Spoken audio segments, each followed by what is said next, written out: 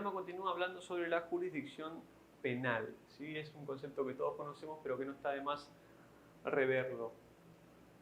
La jurisdicción penal es el poder que tienen los tribunales del Poder Judicial de la Nación, que viene conferido por la Constitución Nacional para conocer y resolver en el marco de un proceso, ¿sí? De un juicio, respetando sus normas, claro, y garantías, conocer sobre la existencia concreta de un hecho delictivo que ha motivado una acusación, que es lo que realiza el fiscal en la investigación penal preparatoria, ¿sí? ¿Para qué es el proceso? Para establecer la responsabilidad de los partícipes y actuar la ley penal al caso concreto.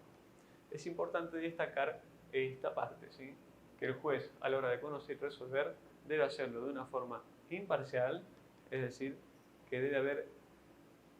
no debe estar condicionado a inclinarse por ninguna de las dos partes, digamos, o la parte acusada o la parte del defensor o del imputado, y debe ser independiente en el sentido de que no dependa, valga la redundancia, de otros poderes o de alguna influencia o de alguna posición dominante o comunicaciones o prensa o grupos de presión, etc. ¿Sí? Esto debe estar siempre garantizado en un proceso. Respecto de la fuente de la jurisdicción penal, tenemos en el marco de lo que es la Constitución Nacional el artículo 116 y el artículo 75, inciso 12, que son los que le atribuyen estas funciones al Poder Judicial, ¿sí? El conocimiento de las causas.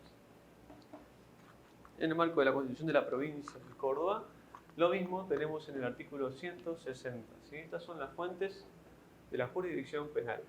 Bien, vamos con los órganos. Los órganos de la jurisdicción penal, como todos ya sabemos, son los jueces, los tribunales de justicia, ¿no? Como representantes de la soberanía nacional, no de la mayoría, como son los cargos electivos, ¿sí? Tienen el monopolio de la jurisdicción penal, es decir, que los otros poderes no pueden realizarla y está expresamente prohibido esto en la Constitución, ni el Ejecutivo ni el Legislativo.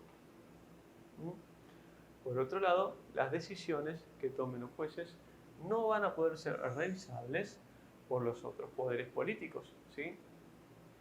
A diferencia de lo que los jueces pueden hacer respecto a lo que realizan los otros poderes, es decir, que el Poder Judicial puede examinar, controlar y dejar sin efecto alguno los actos realizados por los otros poderes a través del control de constitucionalidad. Fundamental esa diferencia. Los caracteres de la jurisdicción penal son los lógicos. Por un lado es secundaria y provocada. ¿Por qué decimos que es secundaria? Porque, bueno, en una primera medida es el legislador el que establece las leyes y el juez el que va a encargarse de que cuando eso se desvía, cuando no se cumple o cuando se violan, se sancione esa conducta, ¿sí? Y es provocada porque debe ser, o sea, no es de oficio la actividad jurisdiccional, a diferencia de la actividad acusatoria, ¿sí? Debe el fiscal elevar el requerimiento de la causa a juicio para que el juez pueda abocarse y conocer y resolver al respecto. Singular y concreta. A diferencia de lo que son las leyes, ¿sí? Las leyes son generales, abarcativas para toda la sociedad. Sin embargo, las resoluciones jurisdiccionales son concretas, relativas a ese hecho y nada más. Por lo menos las penales. Limitada in facto. Siguiendo de la mano con el carácter anterior, hace referencia a que solamente debe conocer el caso concreto. Limitada a ese hecho es que va a ser la resolución que va a emanar el juez. Compleja. Es compleja porque tiene distintos actos de distinta naturaleza destinados a un mismo fin, ¿sí? Actos de probar, actos de debatir, actos de, etc.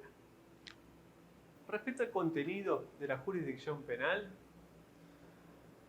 debe contener el conocimiento, ¿sí? Tanto del hecho delictivo como de las circunstancias relevante jurídicamente, y este conocimiento que debe tener el juez para poder resolver sobre el caso debe ser verdadero. No en el sentido de la verdad absoluta, sino de que debe ser verosímil y además debe ser probable, ¿sí? Se debe poder probar. Bien, otro de lo contenido es la aplicación del derecho, ¿sí? Es decir que acá se manifiesta el poder de decidir que tiene el juez, ¿sí? Puede ser de una forma provisoria, por ejemplo en el caso de una prisión preventiva, o puede ser definitivo ya en el caso de una imposición de una condena, de una sentencia de prisión, por ejemplo. Otro contenido que va a tener la jurisdicción es la definición del conflicto. Por último, es decir, la definición del conflicto en lo que va a terminar, dar por terminado el conflicto, estableciendo una decisión que finiquite la situación. ¿Okay? Por último, el poder de ejecución, que hace referencia a la facultad que tiene el juez de ejecutar, valga la redundancia, su decisión, y si es necesario, a través de la fuerza pública. ¿Sí? Eso es lo que sería el contenido o los presupuestos de la jurisdicción. Respecto a los aspectos, se sostiene que tienen una función garantizadora y otra dimensión política. Es garantizadora porque se considera que intenta proteger los derechos consagrados que tenemos individualmente los ciudadanos a través de la aplicación de la jurisdicción, ¿cierto? Y la dimensión política hace referencia al control que puede realizar los jueces respecto a los actos de los otros poderes del Estado, ¿no es cierto? Y de esta forma no permitir que se avasallen derechos consagrados legalmente. La jurisdicción penal, en base al sistema federal, es decir, a la organización política que tiene nuestro Estado, ¿sí? Puede ser federal o común. Como bien recordarán, el artículo 75, inciso 12 de la Constitución, el 121 y el 122 hacen referencia a que las provincias se reservan todas las facultades no delegadas a la nación. Por lo tanto, las provincias se reservan las facultades de juzgar sobre delitos que no son considerados de trascendencia nacional. ¿Cómo es que se consideran estos delitos de trascendencia nacional los que van a ser juzgados por la justicia federal? Hay estos criterios, ¿sí? Criterio de lugar, de materia y de sujeto. El criterio de lugar hace referencia a aquellos delitos que se cometan sobre lugares en los que haya una absoluta jurisdicción federal. Por ejemplo, en las facultades nacionales, por ejemplo, en los puertos nacionales o en los buques, ¿sí? En esos lugares va a conocer la justicia federal y también actuará la policía federal. El segundo criterio es el de materia, que hace referencia a aquellos delitos que atentan contra la seguridad del Estado, ¿no? Como puede ser la traición, la sedición o algunos atentados. Por otro lado, el tercer criterio y el último hace referencia a los sujetos, ¿sí? Y son básicamente aquellos que tienen una investidura nacional, como por ejemplo algunos ministros o cónsules o funcionarios públicos. En virtud del amplio territorio que tiene nuestro país, se establece lo que es la competencia judicial, ¿sí? La competencia hace referencia a una división de poderes, una división de tareas, ¿sí? Una organización del Poder Judicial, porque se hace materialmente imposible que todos los jueces puedan conocer sobre todos los temas y en todo el territorio. Por lo tanto, se establecen esto que se conoce como competencia. Objetivamente, es el ámbito predispuesto por la ley dentro del cual el juez debe ejercer la jurisdicción, ¿sí?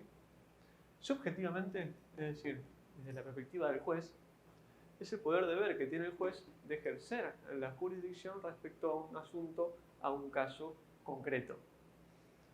Ahora, ¿qué dice el Código Procesal Penal de Córdoba?